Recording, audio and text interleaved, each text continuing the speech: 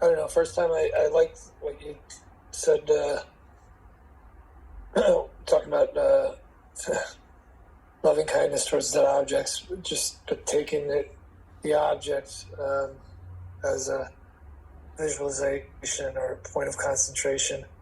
Uh, Generally, when loving kindness has been taught to me, um, I've not heard it sort of articulated in that way to take the actual person as an object. It seems like it's more, maybe I misunderstood, but it's more of I do see them, but I don't see them inside of me. I mean, I sort of see them as uh, maybe that's part of the problem, sort of dualistic. They're outside, and I'm giving loving kindness to them rather than the way you described it. It's actually sort of in my heart.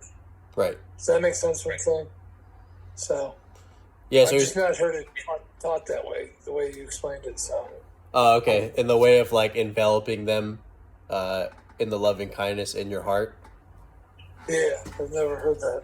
I mean, I was able to resonate with it today in ways that I had not before because it just seemed too.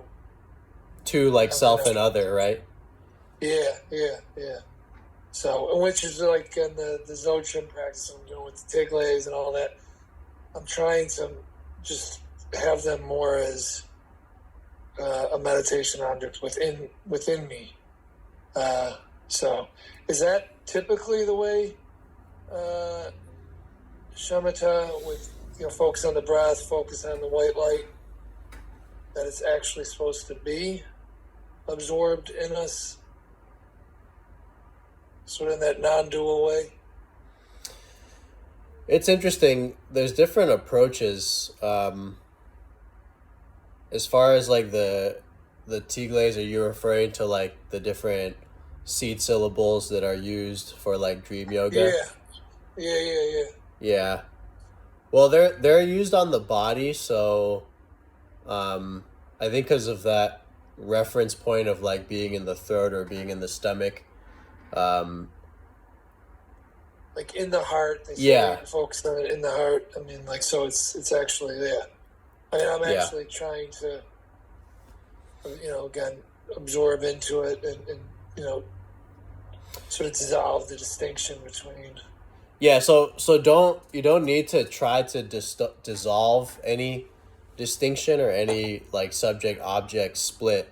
The idea is that by letting the seed syllable rest there, Uh-huh. out of that natural resting, that's how the dissolution happens. Like the dissolution is not a movement of your own mind. It's a natural growth, or it's a natural unfolding of just letting the seed syllable be there as you fall asleep. So that's the difference. You're not trying to get rid of duality or trying to make the subject object split go away. You just let the seed syllable or the object be there, and as you get quieter and quieter, at some point, that split or that distinction will dissolve. So you're not trying to like force your mind into something to get rid of the distinction. You just let the object be there, and that dissolution happens when your mind gets quiet enough. So, like for example, in jhana practice, like even if we're um, from the angle of nimitta, right? So, like Dhammakaya use a visual image, or even in like Tina's system, there's a light that appears in the mind when the mind gets still enough. Once that visual mental sign or image appears, you don't push your mind into it. You just take the sign as the object, and you continue, observing and just being aware, and you slide into the jhana. That's how it happens. So like Okay. when I've done, for example, Dhammakaya retreats where I'm using the meditation image, for me it's always a star. Like it starts as the Buddha image or something else, but eventually it just comes down to this star, and it's a non-created mental image. So like I don't have to generate the star anymore. It just like is there inside the body. So I just let that be there and I rest. just observing it, meditating. And when the quietness and the relaxation and the letting go has become sufficiently deep, what happens is the sense doors actually shut down. And that meditation object, that mental image, takes up the entirety of the mind's attention. That's absorption.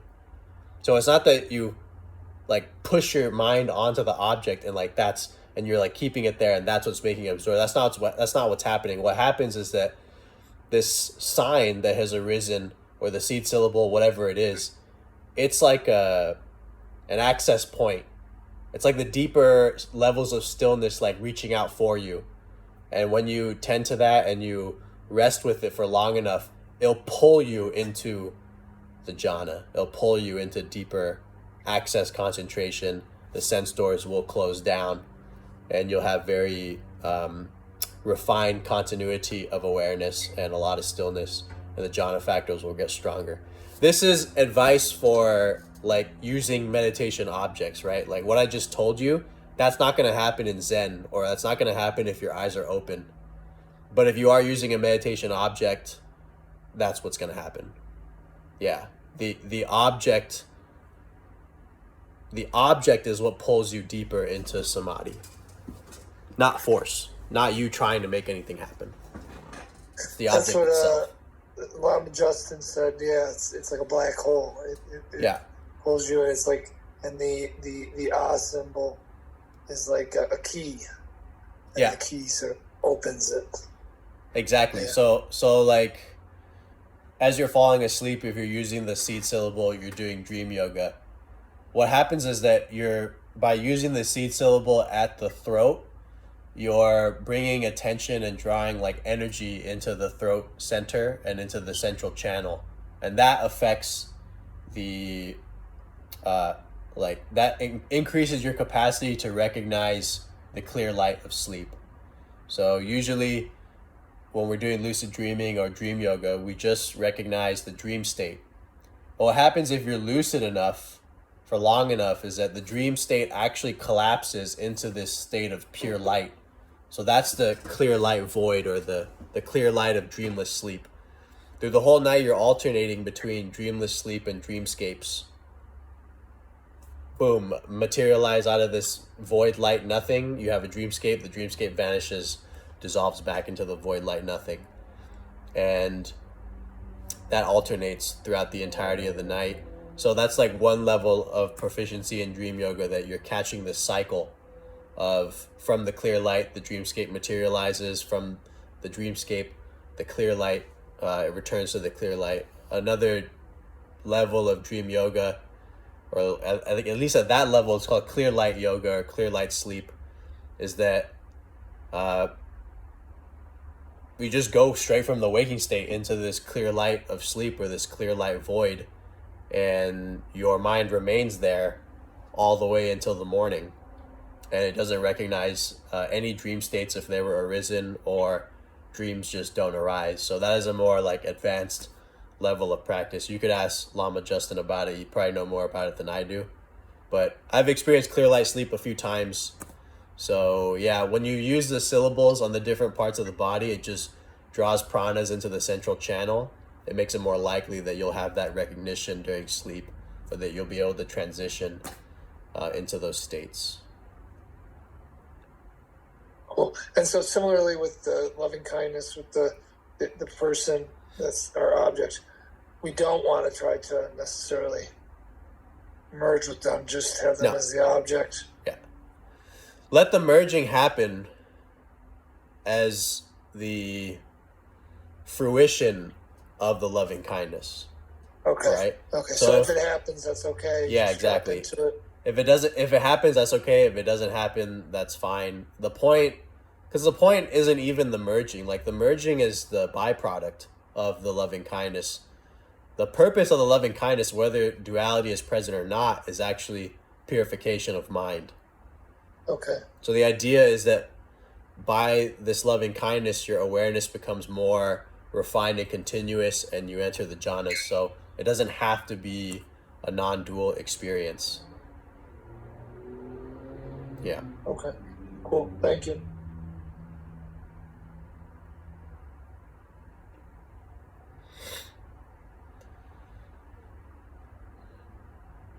Any other questions?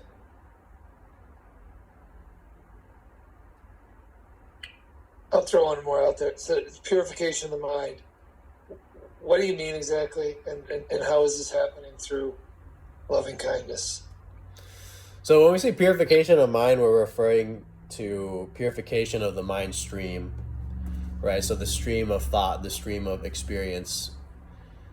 Generally, we could say, for example, the mind stream has unwholesome content. So like we're experiencing animosity or restlessness or any of the other hindrances. Purification of mind refers to the overcoming the temporary suppression or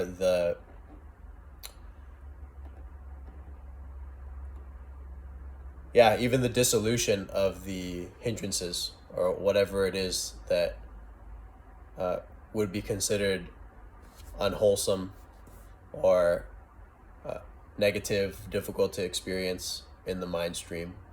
So purification is just referring to that. It's that stream of experience, that stream of internal thought, dialogue, emotion that is getting purified, that is going from crude or unwholesome to refined and wholesome. So you start to have more thoughts that lean towards loving kindness. You start to have more wholesome and positive intentions. You become happier. The hindrances are replaced with the enlightenment factors. So equanimity, mindfulness, energy, rapture, concentration. All of these begin to collect and grow as a result of the purification that's happening in the mind stream. So it's a good question because from Zen or from a commonly used Buddhist term, no mind or emptiness, like what is it that's being purified? If there's no actual mind, what is it that's being purified? The contents are what is being purified. So purification of mind is a word that means to go from unwholesome to more wholesome. That's really what it's referring to. So even if you're in the no mind realization, which doesn't mean no thought, it just means that although things are arising in the mind is no longer seen as this actual like substance or reality. You don't have a sense that you have a mind or a self anymore, even though you clearly still are aware and you have the contents of your past and your memories accessible. It just doesn't, the solidity of mind has been shattered. So now there's just this flux and flow of experience, and the mind turns out to be nothing other than what appears. So this is different than where the meditator is in the beginning of the journey. So when you say purification of mind, they're under the impression there's actually a mind or a self here that gets purified. But that particular notion gets undone with various insights and deepening of awakening. So when I hear purification of mind, I know that it's referring to the mind stream, but when the beginner may hear purification of mind, they may have the notion that there's a self in here or a me that gets purified. Yeah, it's just the mind stream. It's like, imagine a river, right? So like imagine the river has all these pollutants and contaminants.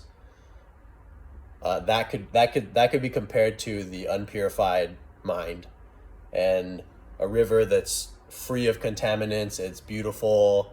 You can see straight through it. You can see the fish and the pebbles right at the bottom of the riverbed. That's the purified mind.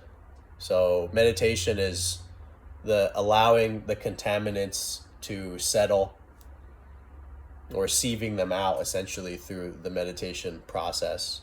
And then boom, you have this purified mind, this very clear stream of water. So it's the same thing.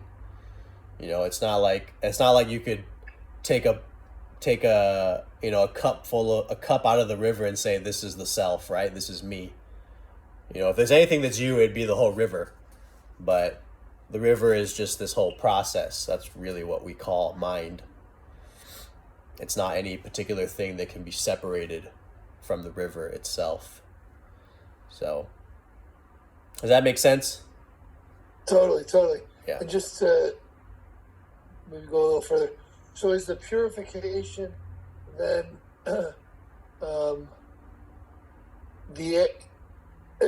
maybe I'm just being too reifying here in concrete.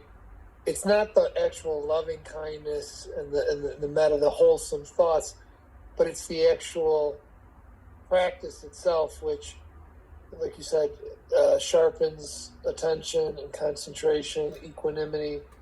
So that's what's doing the purification, right? It's not the actual, because I always think of it energetically, right, in the shamanic sense, that it's like, purification is through the loving kindness. Yeah, you could say that it is. Yeah. You could. Yeah. Because this is the thing too that I don't hear mentioned very much. So each of the meditation objects that the Buddha taught, they're called they're referred to as kamatan. So like kamatan means like work or practice, but also it's referring to the meditation objects. So Buddha had like 40 of these that he taught, right? And so loving kindness is one of them. It's classified in the section called Brahma Viharas. So there's loving kindness, there's sympathetic joy, there's compassion, there's equanimity. So these are all objects in of themselves, like meaning that you could take them up as practices to enter the jhanas. So each of the 40 objects, from my direct experience with them, each of them in of themselves is actually a kind of dimension. Like in the Baran texts, so this is like the pre-modern Theravada way of practicing. Each of these meditation techniques is referred to as an intelligence. So like loving kindness, for example, the word for loving kindness is metta. So in the old text, you would see this as referred to as pra-metta. So pra is the suffix that you use to address a monk.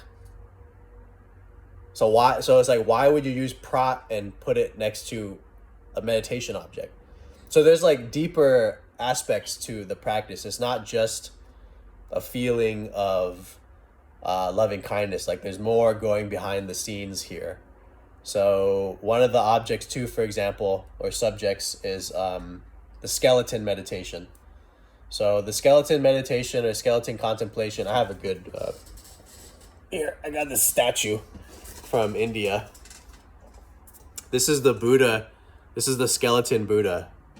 So this is the Buddha during his 6 years of asceticism, where he starved himself in his search for enlightenment. And he ended up saying the ascetic practices are not the way, but they still make statues out of him during this period of his life because of how much effort he put into his cultivation. So the skeleton method itself, there's it's divided into specific sections, but when you do the skeleton practice, the commentaries say he who practices the skeleton method sees bones everywhere. So like when you reach the fruition stage of the skeleton practice, you like actually visibly start to see bones. It's not metaphorical. I'm like, you actually start to see this. So when you practice the fire kasina, if you do it to a sufficient extent, the commentaries say he who practices the fire kasina will begin to see fire. So what do you start seeing visually? You start seeing smoke. You start seeing fire out here on the rocks. Okay, so you're starting to enter the dimension of the kamatan, the dimension of the object. So it's more than just a little technique that is in a book, but today in the modern age, we try to present it like divorced from these shamanistic elements, but like I've experienced the shamanistic elements of the objects themselves. They're like dimensions. Yeah.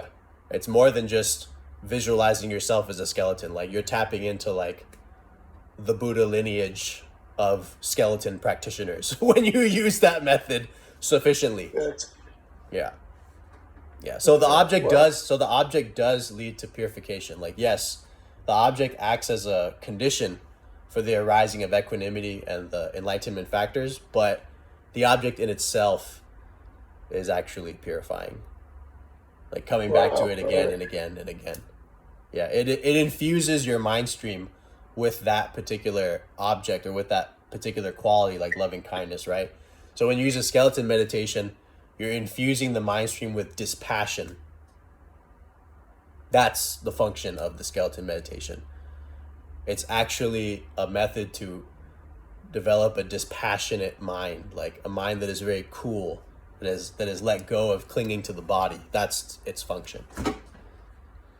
Yeah. Loving kindness, its function is to, like, through the power and through the feeling of loving kindness, your mind enters these very, very wholesome, bright states.